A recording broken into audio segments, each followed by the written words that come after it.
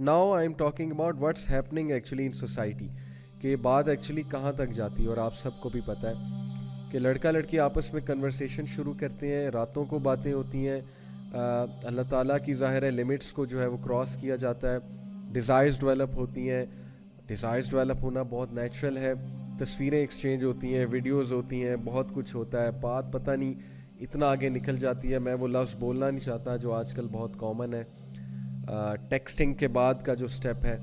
और ज़ाहिर है कि फिर फ़िज़िकल मीटिंग्स भी होती हैं, फ़िज़िकली भी मिला जाता है। Before marriage you both are acting as if you are husband and wife, Allah Taala की हदूद को क्रॉस करके, कि जैसे अभी से हम हस्बैंड और वाइफ हैं। और एक फूल्स पैराडाइज में रहा जा रहा होता है कि नहीं, शादी तो अल्टीमेटली हो ही जाएगी, तो चलो व्हाट इफ़ के हम we hang out before marriage and things like that. तो मैंने इतना सफ़र होते देखा है लोगों को, यकीन करें ये वो इंसान कह रहा है जिसने हार्ट ब्रेक्स की काउंसलिंग की है, जिसने यूनिवर्सिटी स्टूडेंट्स से बहुत क्लोजली इंटरेक्ट किया है। और I have seen literally people destroying there carriers. अच्छे खासे स्टूडेंट इस चीज़ में पढ़ के सेमेस्टर ख़राब हो गया, स्टडीज़ ख़राब हो गई उनकी, फोकस उनका डिस्ट्रॉय हो गया। अच्छी खासी प्रोडक्टिव एक्टिविटीज़ कर रहे थे, प्रोडक्टिव एक्टिविटीज़ से हट गए, हर वक्त यही फोकस है। And literally this disease becomes so irritating for people कि they are stuck to all the time they are stuck to their smartphones, हर वक्त स्मार्टफोन में घुसे हुए। इट इज़ लाइक कि स्मार्टफोन उनकी जंजीर है, वो चेन्स हैं, हर वक्त स्मार्टफोन के साथ अटैच, हर वक्त लैपटॉप के साथ अटैच, हर वक्त उस इंसान के साथ अटैच।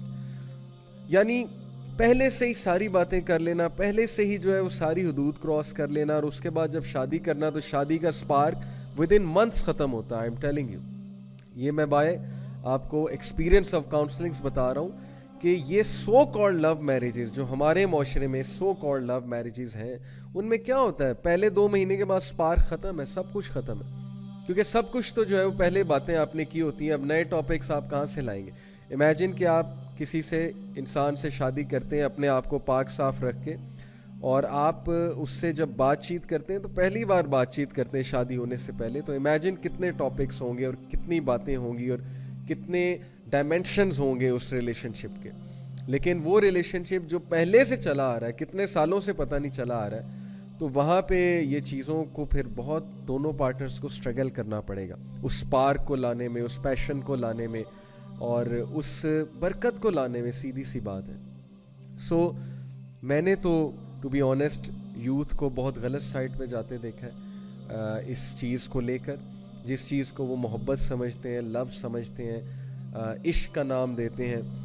और मैंने कैरियर्स डिस्ट्रॉय होते देखे हैं, मैंने लोगों को लिटरली देवदास बनते देखा। जैसे वो एक इंडिया ने मूवी बनाई, लोग देवदास बन जाते हैं, गम में चले जाते हैं, लोग जो है वो गमज़दा गाने सुनने लग जाते हैं, अपना टाइम वेस्ट करते हैं, अपने इर्द गिर्द के लोगों को तवज्जो नहीं देते, जैसे कि दे आर हार्ट ब्रोकन, माँ बाप को तवज्जो नहीं देंगे, बहन भाइयों की कोई ख़बर नहीं होगी कि मेरी कोई रिस्पॉन्सिबिलिटी है, ज़िम्मेदारी है। और अनफॉर्चुनेटली ज़्यादातर लोग जो इन चीज़ों में इन्वॉल्व होते हैं यूनिवर्सिटीज़ में जाके होते हैं, and they don't even realise. भाई आप मिडिल क्लास फैमिली से हो, आप यूनिवर्सिटी में पढ़ने गई हो कि आप वहाँ पर जो है वो जो है अपना बॉयफ्रेंड या गर्लफ्रेंड ढूंढने गए हो। सीधी सी बात है, आप पे जिम्मेदारियाँ हैं, आप मिडिल क्लास फैमिली से हैं, आपने पैसे कमाने हैं, आपने एक फैमिली को टेक केयर करना है, आपने कैरियर बनाना है, आप वहाँ पर क्या करने गए हो। लेकिन ये बातें टीचर्स जब समझाते हैं तो जाहिर है टीचर्स को बैकवर्ड समझा जाता है, टीचर्स का मजाक उड़ाया जाता है, वो कहते हैं इन्हें क्या पता, इन्होंने भी जवानी में यही किया तो अब हमें रोक रहे हैं। इस तरह की बातें सुनने को मिलती हैं। तो सपोज कर ले किसी ने जवानी में ये किया, अब वो आपको अपनी गलती से समझा रहा है, तो फिर उसकी बात समझनी चाहिए। बट ये फितना इतना ज़्यादा रूनुमा हो चुका है, स्पेशली यूनिवर्सिटीज़ में।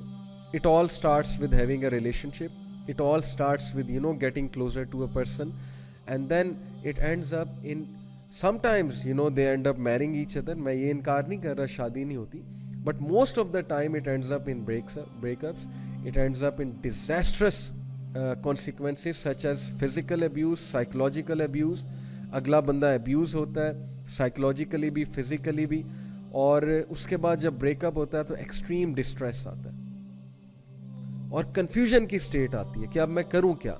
इतने साल हो गए इस इंसान के साथ और फिर छोड़ा नहीं जाता, लेट गो नहीं किया जाता। और अक्सर मैंने ऐसे भी केसेस देखे, यकीन करें, मेरे पास लड़के आए हैं who want to leave a girl and now उनकी बातों से पता लग रहा है कि ये लड़की से जान छुड़ाना चाह रहे हैं, लेकिन हमारे पास किस लिए आए हैं? कुछ दलील लेने के, अब हम कैसे छोड़ें, किस बेसिस पे छोड़ें। फिर जाहिर है वो बहाना आता है कि घर वाले नहीं मान रहे, क्योंकि जाहिर है जो मकसद था वो आपका पूरा हो गया। Now you want to leave the person, तो अब बहाना आता है कि घर वाले नहीं मान रहे, या बहाना आता है कि बस ऐसा हो गया वैसा हो गया, लड़ाई हो गई, कोई मुझे आपकी बात बुरी लगी है।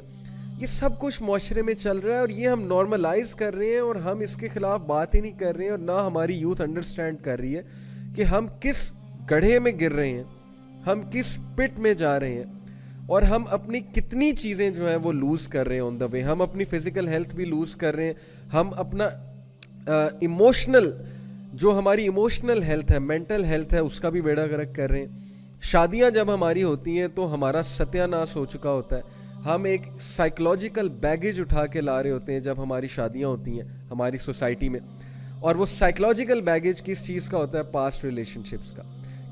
क्या स्पार्क होगा ऐसी शादी में? जो बंदा एक साइकोलॉजिकल बैगेज के साथ शादी कर रहा है, उसकी शादी में क्या स्पार्क होगा?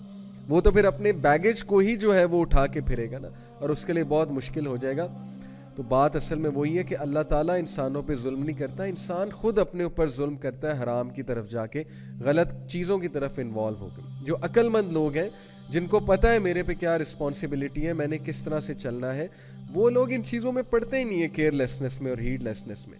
उन्हें पता है कि ये चीज़ मुतय्यन है। और इसके बारे में मैं अभी आपको हदीस सुनाता हूँ। ये मैंने एक मुद्दा बांधा, एक मुद्दा बनाया, मैंने एक बैकग्राउंड जो है वो आपको बताया, किस लिए? So that you may realise कि ये सारी चीज़ें आपके सामने होती हैं। You know, people get attach to someone, वो बंदा उन्हें यूज़ करता है, अब्यूज़ करता है। कुछ जैसे हमारे माशरे में स्टूडेंट्स मुझे कहते हैं ना जी कि I got attracted to this girl and she was a gold digger, I came to know later on. Gold digger से मुराद है कि she kept on using me to buy smartphones and to buy stuff and to take her to shopping, and at the end of the day she liked someone else. कोई और लड़का आ गया, मुझसे cool लड़का आ गया, वो उसके साथ चली गई और मुझे जो है वो थोड़ करा दिया, सीधी सी बात है। And vice versa, yes this happens with girls as well, और उनके साथ तो फिर बहुत ही ज्यादती होती है। So where are we going, where are we heading? ये क्या हमने ट्रेंड बना दिया रिलेशनशिप्स का, वो भी हराम रिलेशनशिप्स का। और ये क्या ट्रेंड है कि बस आपके साथ एक लड़की होनी चाहिए, आपके साथ एक लड़का होना चाहिए। यूनिवर्सिटी में आप दोनों पार्क में बैठे हो, फुटपाथ पे बैठे हो, पेवमेंट्स पे बैठे हो, सीढ़ियों पे बैठे हो, ताकि आप सबको दिखाओ कि भाई मैं बहुत बड़ा स्टड हूँ और मैं जो हूँ वो बहुत बड़ा मैंने कारनामा जो है ना वो मार लिया यूनिवर्सिटी में आके। चाहे आपका कैरियर तबाह हो रहा है, चाहे वो आपके घर वाले बेचारे इस उम्मीद में बैठे हैं कि ये जो है कल को हमारे लिए कुछ करेगा, लेकिन वो वहाँ पे ये जो है वो गुल खिला रहा है वहाँ पे जाके।